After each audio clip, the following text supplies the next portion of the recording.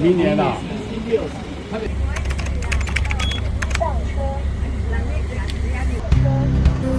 Ang ganda ng transport nila dito. And then yung yung road nila, apakaganda.